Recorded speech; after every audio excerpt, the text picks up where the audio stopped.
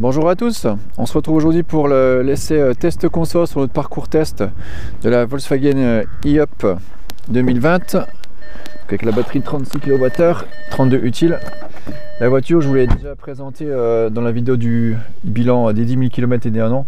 Je vous mets là en haut ici à droite le lien. Je vous avais pas présenté aussi l'appli, je vais vous la laisser en fonctionnement.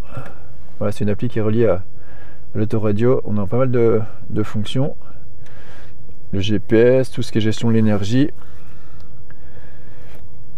le programmateur de charge aussi, donc pas mal de choses. Donc ce qu'on va faire, c'est qu'on va remettre les trips à 0. Donc le trip 1, celui-ci, voilà, et puis le trip 2. Alors, donc le trip 2 il est là. Je vais vous montrer le trip 2 sur un bilan, sur un bilan de 2189 km. Donc utilisation quotidienne, moyenne, ouais, 12,5 kWh au 100. Donc c'est pas mal, hein. On sait que c'est une voiture qui est efficiente, elle est légère, elle a une grosse batterie pour sa taille.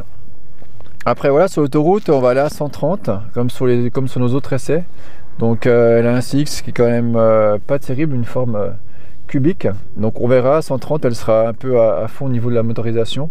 On verra si vraiment on surconsomme ou pas. Sur route, on espère être en dessous de notre meilleur résultat pour l'instant sur le parcours, c'est le Skoda Enyaq.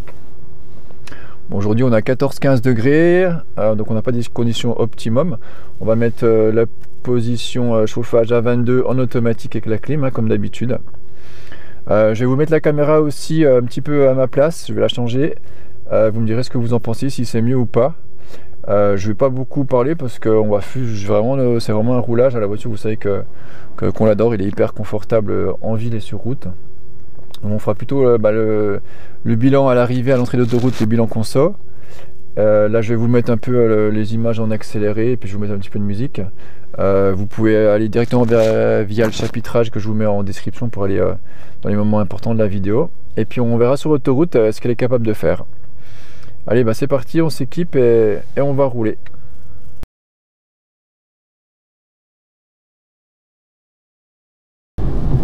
Voilà, on vient de partir et on a une bonne pluie maintenant. On verra, je pense pas que ça influence trop sur les résultats. Sur la route, on sait vraiment qu'elle est efficiente.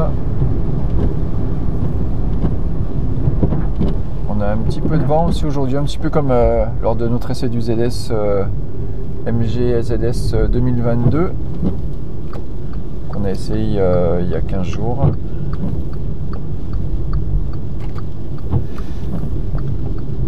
On fait de la route nationale des portions à 70, 80, 90 jusqu'à Dole, on poursuit jusqu'à Auxonne, l'entrée d'autoroute à 39 et on revient par la 39 puis par la 36.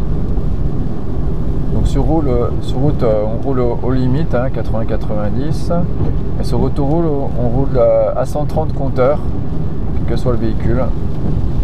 C'est pas un vrai 130 réel, mais c'est ce qu'on fait en conditions normales.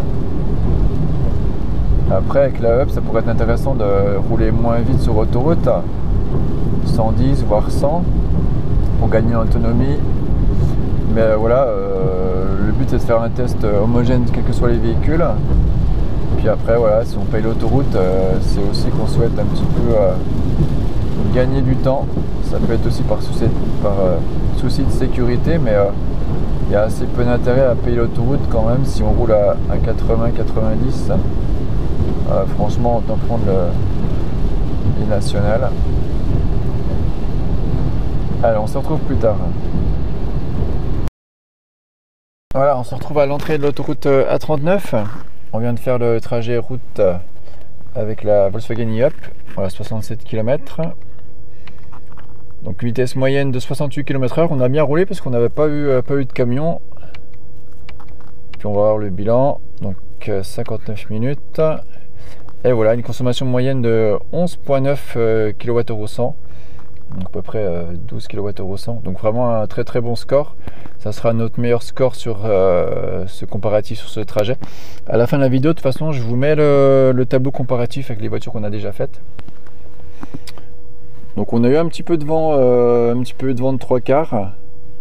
On peut voir aussi le moniteur de consommation qui vous aide. Donc voilà, très très bien. On sait que la voiture est très efficiente. Bien sûr, on était avec la clim à 22. On était en drive, mais en mode normal. On pourrait faire moins en éco-conduite, en mode éco. Et voilà, le but c'est vraiment de comparer tous les véhicules. Donc là, ce qu'on va faire, c'est qu'on va espérer qu'on n'ait pas d'averse pour pouvoir rouler à 130 sur l'autoroute. Et puis on va voir ce qui est dit sur l'autoroute. Là, ça va peut-être être plus compliqué. On verra si c'est une bonne ou une mauvaise surprise à la fin. Donc à tout à l'heure. Voilà, on met le trip 1 à 0. Le trip 2, on va le laisser. Et puis on va voir ce que ça donne.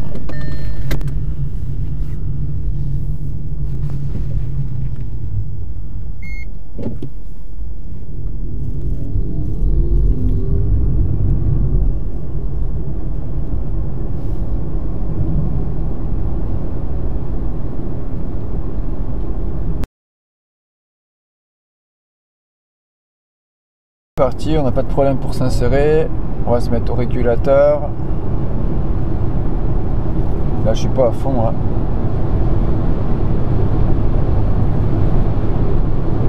Donc 130, on n'est pas loin de sa vitesse maximum.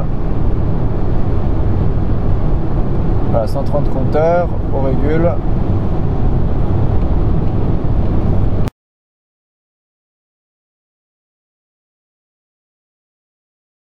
Je sais pas si vous entendez, finalement c'est un petit peu bruyant hein, mais on peut tout à fait rouler. Par contre c'est très très confortable pour rouler. Ça sera peut-être moins sonorisé qu'un véhicule un petit peu plus gros, un petit peu plus haut de gamme. Mais c'est pas du tout une sanction de rouler avec sur autoroute.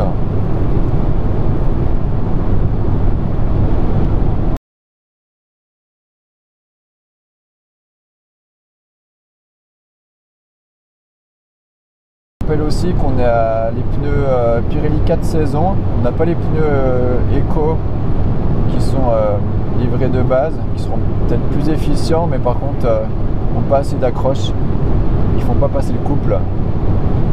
Nous on a pris des pneus 4 saisons pour pouvoir rouler toute l'année avec la même monte, et surtout on peut accélérer sans perte de traction.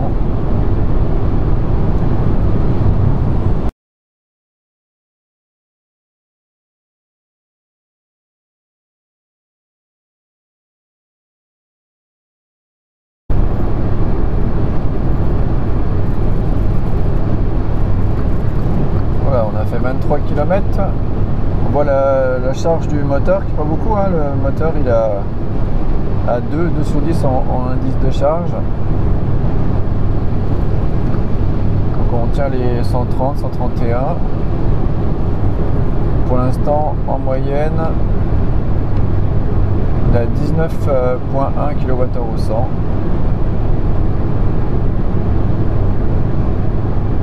On a une moyenne de 106 km/h qui augmente.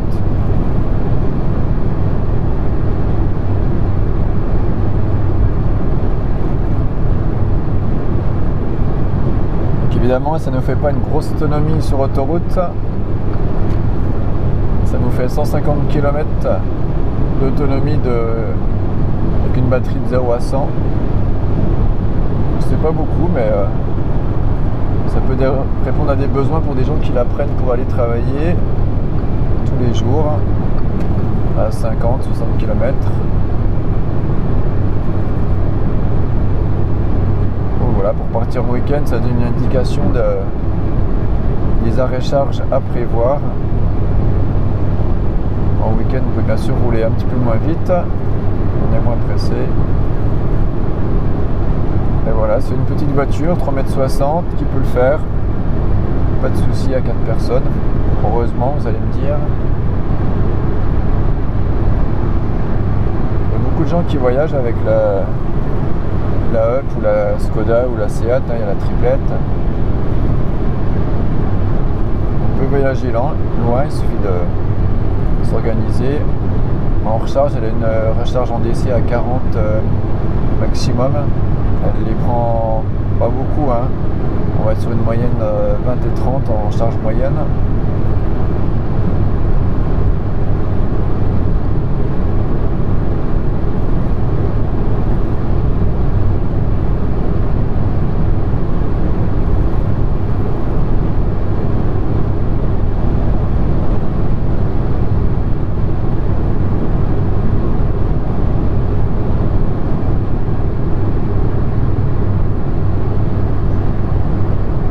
Vous me direz aussi si vous préférez la caméra positionnée comme ça, un petit peu sous mes yeux.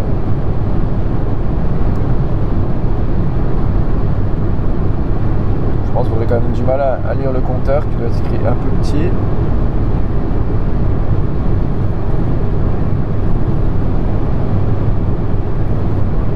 Là, je vais vous passer en accéléré et puis on se retrouve tout à l'heure à l'arrivée.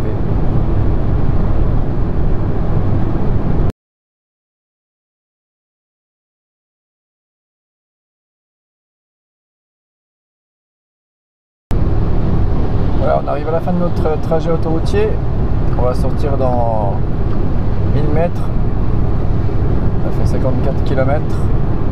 Nous, on a tenu une bonne moyenne, hein, 114 km/h.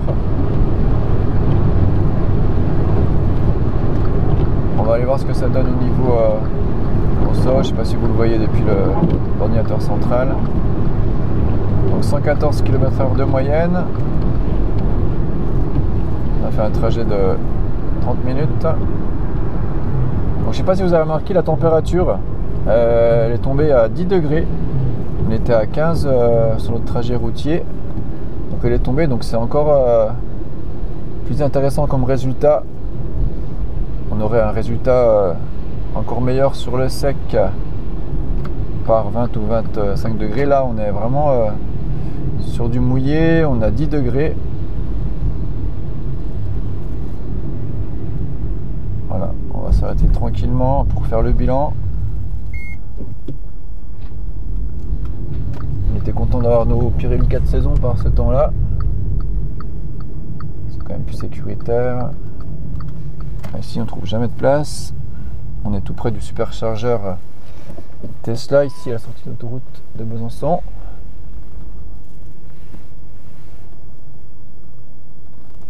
Voilà, comme ça vous voyez aussi la caméra de recul. Voilà, ça peut faire sourire, elle est rigolote mais elle est petite. En tout cas elle est bien utile. Donc le bilan sur autoroute, 55 km, 30 minutes, 111 de moyenne, 18,1 kWh au 100. Donc franchement c'est un régal, 130 compteurs. Et sur le trajet complet qu'on a fait depuis le départ, 123 km, 1h35, 77, 14,8. Voilà, donc vraiment l'essai le plus efficient pour l'instant. Alors évidemment avec la batterie, hein, ça ne permet pas une grosse autonomie sur autoroute, mais elle peut le faire, très agréable, et puis une consommation tout à fait raisonnable à 130 sur autoroute. On a vu qu'il faisait 10 degrés. Voilà, il nous reste encore pas mal, donc autonomie il nous reste plus que ça. Là c'est l'autonomie si on faisait de l'autoroute. Donc on a fait 123 km et on est encore plus du quart. Donc, je vous mets le tableau à la fin là, de récap pour comparer aux autres véhicules qu'on a essayé. Prochain essai, je pense que ça sera le MG Marvel R. On va le faire sur ce même trajet, la version 2 roues motrices. On verra justement un petit peu le châssis, la boîte de vitesse, comment ça donne sur autoroute. Et puis il faut qu'on fasse ce trajet aussi avec la Ioniq 5, 73 kWh. Et puis la Tesla Model 3, ça serait pas mal en SR+. Pensez à vous abonner pour nous soutenir. Merci de vos commentaires, de vos j'aime si vous avez aimé la vidéo. Et à bientôt. Voilà, on se retrouve au point de départ. Donc on a rajouté quelques kilomètres. Donc 134 km, 1h49. Et 14,7 kWh au 100. Voilà, c'est ce qu'on indiquera dans le tableau dans le général.